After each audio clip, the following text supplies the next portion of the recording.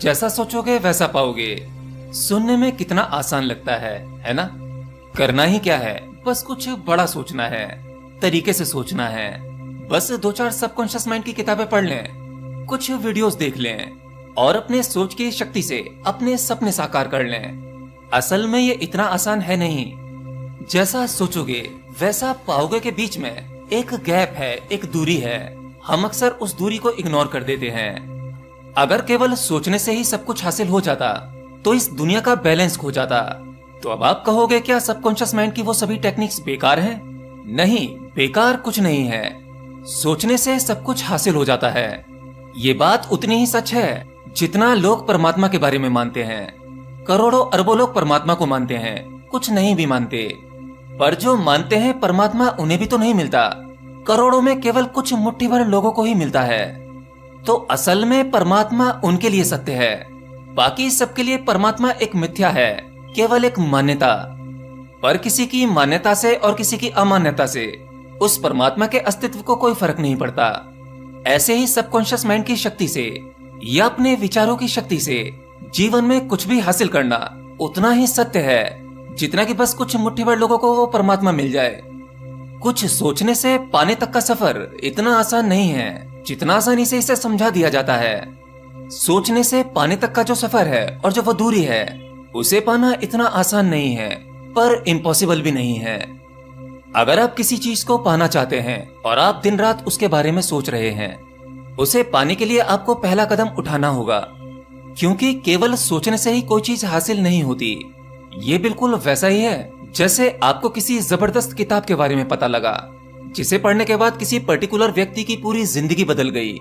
एक व्यक्ति ने उस किताब में लिखे हुए हर एक सीक्रेट को बड़े गौर से पढ़ा, हर चैप्टर को समझा। उसके बाद उसने अपने जीवन में वो सब कुछ उतारा जो उस किताब में लिखा हुआ था। तब जाकर वो जीरो से हीरो बना। आप उसके जीवन से प्रभावित हुए तो आपने भी सोचा वो किताब खरीद लेनी चाहिए, उसे पढ़कर आप भी कुछ बड़ा कर सकते हैं। और आपने वो किताब खरीद ली और खरीद के अपने घर पर रख दी। लेकिन आपके पास में उसे पढ़ने का टाइम नहीं है। बस आप सोचते रहते हो कि हाँ, इसे मैं एक दिन पढ़ूंगा और मेरा पूरा जीवन बदल जाएगा। बस आप उस किताब के बारे में सोच रहे हो, पढ़ नहीं रहे हो। तब वो किताब आपके लिए बिल्कुल बेकार है, किसी काम की नहीं। बिल्कुल ऐसे ही आप अपने सबकॉन्शियस माइंड के बारे में सोचते हो। आपको कुछ सबकॉन्शियस माइंड की ट्रिक पता लग जाती है, कुछ सीक्रेट्स पता लग जाते हैं कि फला फला चीज को इस तरह से सोचने से वो चीज आपके सबकॉन्शियस माइंड में चली जाएगी और फिर ये यूनिवर्स आपके उस विचार को साकार करने में आपकी मदद करेगा। तो आपने पहले केवल सोचा है और वो सोचना भी उतना गहरा नहीं है, बस यूं ही ऊपर से आ गया, किसी को देखकर प्रभावित हो गए और अपनी पूरी लाइफ को बदलने चल दिए। ये ऐसे काम नहीं करता। एक बीज को केवल जमीन में दबा देने से वो वृक्ष नहीं बनेगा। उस बीज को अंकुरित होने के लिए और वृक्ष बनने के लिए एक लंबा समय लगता है। कुछ खास परिस्थितियों की जरूरत होती है। उसे एक वातावरण चाहिए, हवा, पानी, सूरज की रोशनी चाहिए, तब जाकर वह बीज अंकुरित होता है और वृक्ष बनने की संभावना को पैदा करता है। तो अगर आपके जीवन में ऐसी कोई सोच है, ऐसा कोई विचार है जिसे आप साकार करना चाहते हैं, तो केवल आपकी वो सोच या वो विचार अकेला काफी नहीं होगा। वह तो केवल बीज को लगा देना हुआ।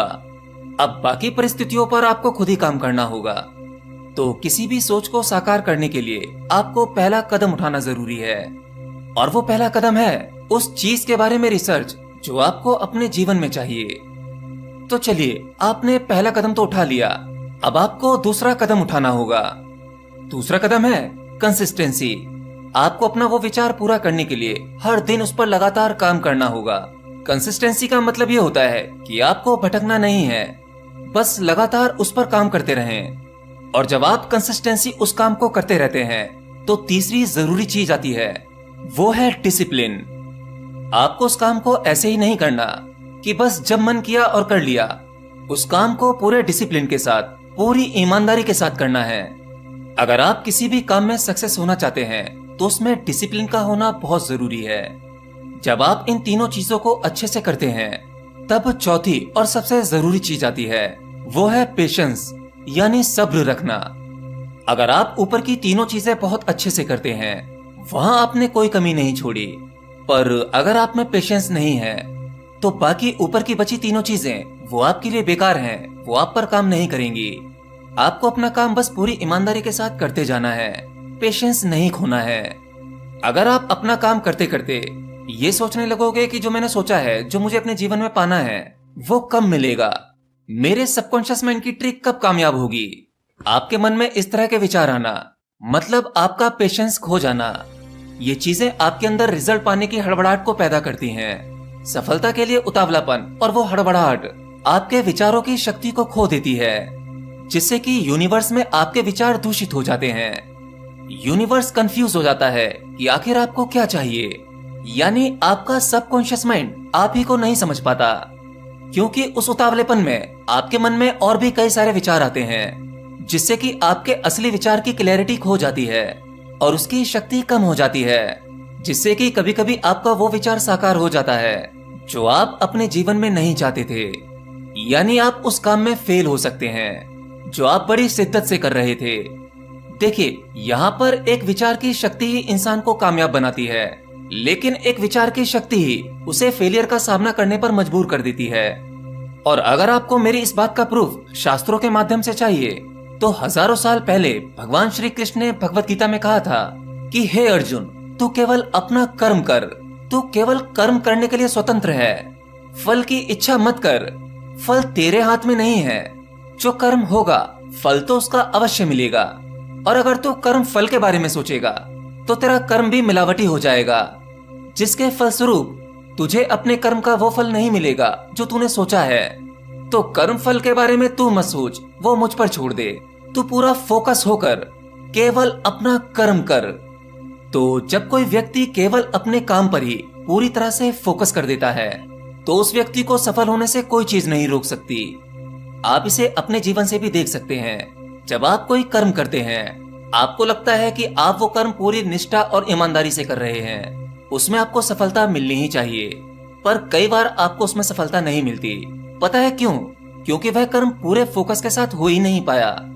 देखिए, किसी भी कर्म को करते समय हमारी ऊर्जा कई मार्गों से बहने लगती है। पहले तो हम जब भी कोई कर्म करते हैं तो उसमें फिजिकली ऊर्जा की जरूरत पड़ती है।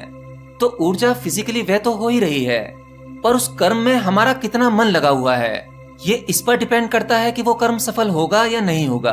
क्योंकि शरीर मेहनत कहीं और कर रहा है, पर मन में विचार कहीं और के चल रहे हैं। तो आपके ब्रेन का फोकस दो जगह बट गया, यानी शक्ति दो जगह बह गई। फिर इतना ही सीमित नहीं रहता, आपके मन में बहुत सी चिंताएं होती हैं, वो भी आपके कर्म के समय में आपके मन में चलती रहती हैं। यानी ऊर्जा तीसरी जगह बह गई। मेहनत शरीर कर रहा है, विचार कुछ और चल रहे हैं, बीच बीच में कुछ चिंताएं भी आ जाती हैं। तो अब आप बताओ, आप यूनिवर्स को कौन सा मैसेज भेज रहे हो? ऐसा कौन सा विचार भेज रहे हो जो आप साकार करना चाहते हो? असल में आप जो अपने जीवन में चाहते थे, जिसे आप साकार करना चाहते थे, उसकी शक्ति तो आपने इधर उधर व्यय कर दी, तो वो विचार कमजोर हो गया। अब कमजोर विचार आपके जीवन में वो चीज साकार नहीं कर सकता जिसे आप कहते हो कि मैं पूरी निष्ठा से पाना चाहता हूँ। इसमें आपको दुनिया की कोई भी सबकॉन्शियस माइंड की किताब काम नहीं आएगी। चाहे आप द सीक्रेट बुक पढ़ लें और चाहे आप जोसेफ मर्फी की बुक पढ़ लें, दुनिया की सभी किताबें आपके लिए केवल टेम्परेरी सॉल्यूशन हो सकती हैं। कुछ देर के लिए आपको मेंटली हैप्पीनेस दे सकती हैं, पर असल में काम तो आपको स्वयं ही करना पड़ेगा। तो अपनी पूरी शक्ति अपने कुछ थॉट पर लगाओ जो आप पाना चाहते हो। जब पूरी शक्ति उस थॉट पर यानी कि उस विचार पर होगी, तो वो विचार आपको कर्म करने पर मजबूर कर ही देगा। बस आपको वो कर्म करते रहना है, और जो 4 स्टेप मैंने बताए हैं वहां से भटकना नहीं है। अगर आपने उन चारों पॉइंट पर कहीं भी बेईमानी की, तो ये सबकॉन्शियस माइंड की ट्रिक आपके काम नहीं आएगी, यानी आपका वो विचार साकार नहीं होगा। तो केवल सोचने से सब कुछ हासिल नहीं होता। ये जो आप इधर उधर लिखा हुआ देखते हैं या वीडियो सुनते हैं कि जैसा सोचोगे वैसा पाओगे, ये इतना सरल नहीं है जितना सरल बता दिया गया है। सोचने से पाने तक का एक सफर है, उस सफर को आप ही को तय करना पड़ेगा, कोई दूसरा नहीं करेगा। एनीवे, आज के लिए इतना ही। वीडियो कैसा लगा आप हमें कमेंट बॉक्स के माध्यम से बता सकते हैं। अगर वीडियो अच्छा लगा हो तो वीडियो को शेयर भी कर सकते हैं। चैनल पर पहली बार आए हो तो हमारे चैनल को सब्सक्राइब भी कर सकते हैं। मिलता हूँ आपसे अगली वीडियो में किसी नई जानकारी के साथ। तब तक के लिए नमस्कार।